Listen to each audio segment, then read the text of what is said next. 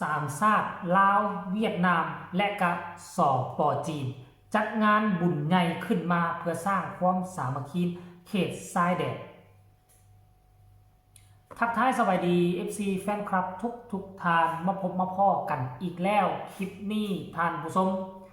คัดถึงการร่วมมือระหว่างเพื่อนมิตรบ้านใกล้เฮือนเคียงกันกับสปป.ลาวมันก็จะมีประเทศที่เฮาใส่ใจและก็ร่วมไม้ร่วมมือกันเกือบว่าทุกด้านว่ารอบด้านมันก็มีหลากหลายประเทศบ่ว่าจะเป็นเวียดนามจีนแล้วก็รัสเซียบ่ว่าจะเป็นการร่วมมือทั้งด้านการทหารบ่ว่าก็จะเป็นการแลกเปลี่ยนบทเรียนฝึกซ้อมร่วมกันการร่วมมือทั้งด้านเศรษฐกิจการท่องเที่ยวการไปมาหาสู่กันและกันแล้วก็มีการร่วมไม้ร่วมมือการเสริมขยายฮีตของประเพณีอันดีงามของชนเผ่าบรรดาอยู่แต่ละประเทศแล้วก็เรียบชายแดนที่ติดจอดกันครั้งนี้เป็นการร่วมไม้ร่วมมือซึ่งเป็นปางบุญใหญ่ที่จะได้จัดขึ้นมาทุกปี ถ้าจำบ่ผิดนะเคยจัดมาแล้ว8ครั้งและครั้งนี้เป็นครั้งที่9และข้าเจ้าได้เลือกเอาที่เมืองเดียนเบียนฟูเนาะแขวงเดียนเบียนนี่แหละเป็นจุดใจกลางทั้งจีนก็จะลงมาทั้งลาวก็จะขึ้นไปบุญตัวนี้ว่าบุญโยนหมากคอนหรือว่าโยนหมากบานเนาะ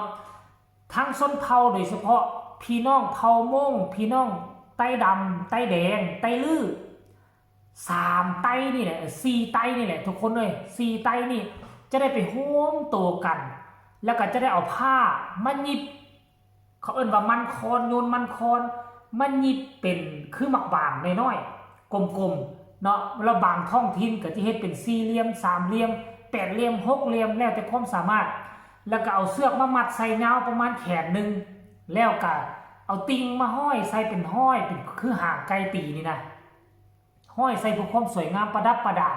แล้วเอาตัวนี้โยนเข้าไปทรงหากันคันอยู่ทางฝั่งลาวของพวกเฮาก็จะได้เห็นลิงวันนี้โยนมันค้อนเฮามาเนาะโยนไปโยนมาผู้โยนไปแล้วก็มีผู้ฮับแล้วก็โยนกลับคืนมาแบบนี้นะแต่ว่าตัวนี้นะจะเป็นกิจกรรมที่เฮ็ดเป็นโยนมันค้อนคือกันแต่ตั้งเสาไม้ขึ้นมาเป็นแบบคือแปะเฮือนเอาบ่วงใหญ่ๆเนาะเอาบ่วงม้วนๆใหญ่ๆไปใส่ความสูงจากหน้าดินนี่ก็สิประมาณเกือบเป็น 7-8 เมตรพุ่นบ่แล้วก็พากันโยนข้ามห่วงไปโยนข้ามห่วงมาเป็นกิจกรรมหลักและนอกจากนั้นยังมีการแสดงศิลปะวรรณคดีและเป็นบทเรียนกันเพื่อสร้างความสมานฉันท์ทั้ง3ชาติที่อยู่ใกล้เคียงติดจอดกันในท้ายเดือนธันวาบรรยากาศคึกคืนเมื่อซันเดย์เบียนพบกับงานบุญโยนหมากบาง3ประเทศเวียดนามลาวจีนเนาะอยู่ที่เมืองเดียนเบียนแขวงเดียนเบียนจะคึกคืนไปด้วยบรรยากาศบุญวัฒนธรรมอันมีเอกลักษณ์และเป็นเฉพาะของเขตชายแดน3ประเทศงานบุญโยนหมากบาง3ประเทศครั้งที่9ปี2025หัวข้อก็คือว่าความสามัคคีมิตรภาพสายสัมพันธ์ชายแดนอันแน่นแฟ้นร่วมกันพัฒนา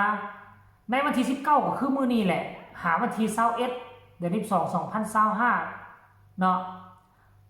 จุดเด่นของงานมันเนาะจุดเด่นของงานก็คืองานบุญเป็นโอกาสให้ประชาชนและนักท่องเที่ยวที่ได้สัมผัสกับบรรยากาศวัฒนธรรมประเพณีดั้งเดิมของบรรดาชนเผ่า3ประเทศเสริมสร้างความสามัคคีการแลกเปลี่ยนและการพัฒนาอย่างยืนยงในเขตชายแดนกิจกรรมกิจกรรมมีอย่างแน่ท่านผู้ชมเนาะ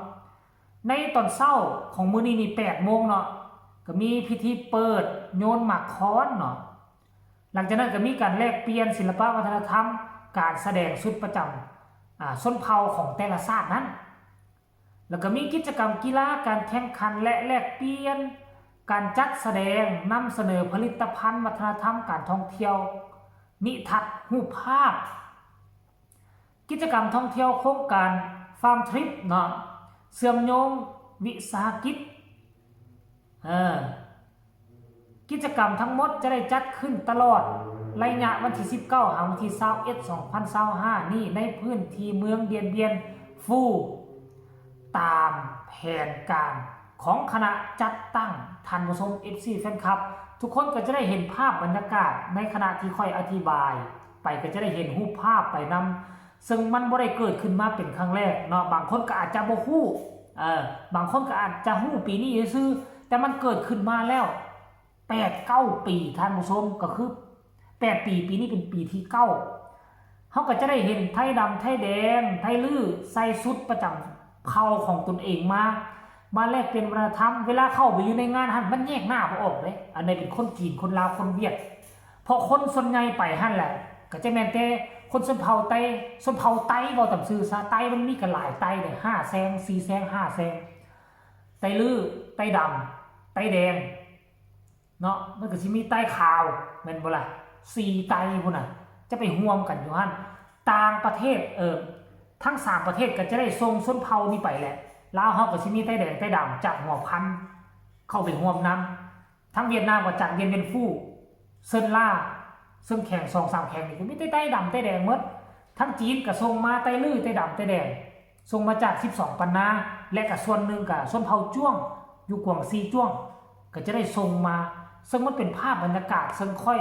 ฮู้มาหลายปีเลยค่อยมีความใฝ่ฝันว่าอยากไปลิ้นบุญอันนี้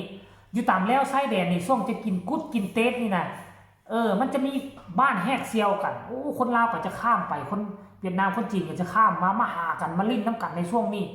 เขาเจ้าบ่มีดงบ่มีดานออกมาตามเส้นทางมันใกล้กันเด้บางจุดบางบอนสิบ้านทางฝั่งลาวห่างจากบ้านฝั่งนั้นกิโลเดียวบางสิก็สามารถย่างไปมาหาสู่ข้ามเลยผู้ไปหากันได้อันนี้คือความหักความแพงทั้ง3ประเทศมา3ประเทศอ้ายน้องกันแล้วกันคันเป็นไปได้มี4ประเทศดึงรัสเซียมาลิ้นน้ำกันแต่รัสเซียอยู่ไกลเกินฝั่ง3ประเทศเฮามันเป็นสามเหลี่ยมเขาสามเหลี่ยมอย่างเนาะสามเหลี่ยมทองคำก็คืออยู่ทางน้ำคลองสามเหลี่ยมมรกตก็คืออยู่ทางภาคใต้เฮาเนาะระหว่างลาวกัมพูชาเวียดนามแล้วมันจะมีสามเหลี่ยมที่ลาวกัมพูชาลาวอันโตสามเหลี่ยมมรกตมันลาวกัมพูชาไทยแล้วยังมีอีกสามเหลี่ยมนึงก็คือลาวกัมพูชาเวียดนามและก็มีอีก3เหลี่ยมนึงอีกตึม